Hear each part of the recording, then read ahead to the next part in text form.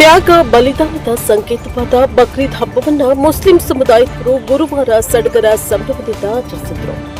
ಪ್ರವಾದಿ ಇಬ್ರಾಹಿಂ ರವರು ತಮ್ಮ ಮಗನನ್ನ ದೇವರಿಗೆ ಬಲಿ ಕೊಡಲು ಮುಂದಾದಾಗ ಮೊಹಮ್ಮದ್ ಪೈಗಂಬರರು ಇಬ್ರಾಹಿಂ ಪುತ್ರನನ್ನ ಬಲಿ ನೀಡದೆ ಕುರಿಯನ್ನ ಅರ್ಪಣೆ ಮಾಡುವಂತೆ ಹೇಳಿದ್ದಾರೆ. ಆಗ ಕುರಿಯನ್ನ ಅರ್ಪಿಸುತ್ತಾರೆ. ಅಂದಿನಿಂದ ಬಕ್ರೀದ್ ಹಬ್ಬವನ್ನ ಆಚರಿಸಿಕೊಂಡು ಬರ್ತಾರೆ. ಬೆಳಗ್ಗೆಯಿಂದಲೇ ಪಟ್ಟಣದ ಪ್ರಮುಖ ಬೀದಿಗಳಲ್ಲಿ ತೊರೆ ಕೋಲಮನಹಳ್ಳಿಗೆ ಹೋಗುವ ರಸ್ತೆಯಲ್ಲಿ ಈದ್ಗಾ ಮೈದಾನದಲ್ಲಿ ತೆರಳಿ ಸಾಮೂಹಿಕ ಪ್ರಾರ್ಥನೆಯನ್ನ ನಡೆಸಿದರು.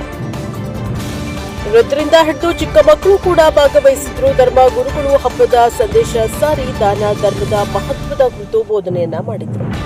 ಸಮಾಜದಲ್ಲಿ ಎಲ್ಲರೊಂದಿಗೆ ಸಹೋದರರಂತೆ ಬಾಳುವಂತೆ ಕರೆ ನೀಡಿದ್ರು.